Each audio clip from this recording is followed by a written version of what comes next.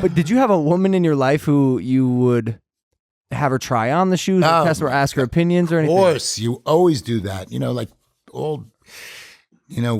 There's nothing like a woman puts on a shoe and the way they move in the shoe. It blows your mind. It really does.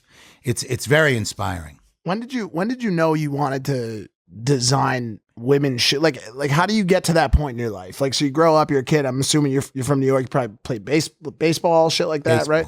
Little golf, baseball. Golf, I wrestled. Nice. You could see by the body. Amazing. You could see. Amazing. Yeah. Okay. When did you say I'm going to flip a switch and design women's shoes? So that's another good question. So there was a point in my life where I was working. I was like 23 or 24 years old. I was in a factory somewhere and I was selling shoes, and then the designers weren't around and I started playing around in the factory.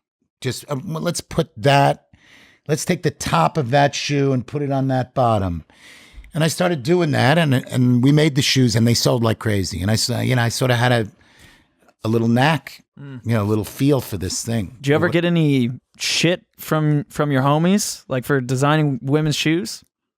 Of course. At what point did you When I was a kid, they used to make fun of me. Well, there was a show,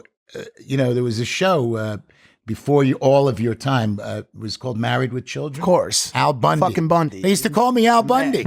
Oh, yeah, because he was a women's shoe dealer. Yeah, Al Bundy. what point- You can call me Al Bundy. First of all, Al Bundy was the fucking man. Yeah, he was cool. Okay, Yeah. he was chilling. Nothing So- stressed him out. In those days,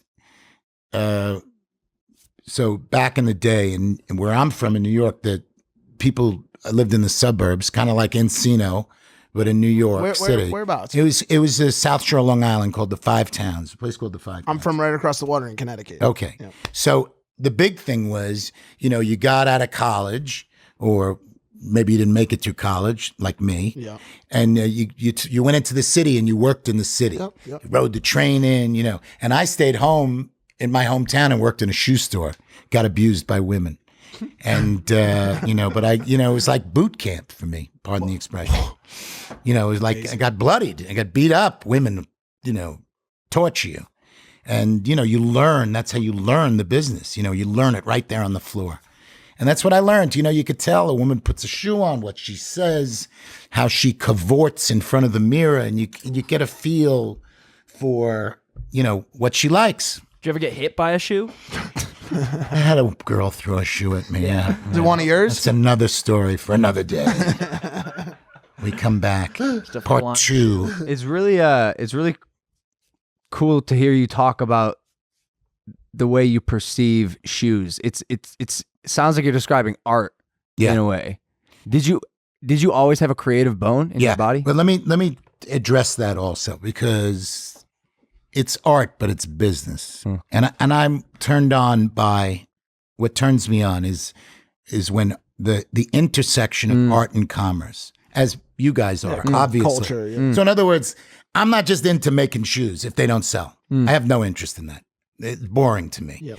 On the other hand, I don't want to make shit that sells that I don't dig either. Yeah. So there's a combination where you want to hit that the right way. Yeah. So that's what it's about for me. You pay attention to all the trends. You have any thoughts about the current?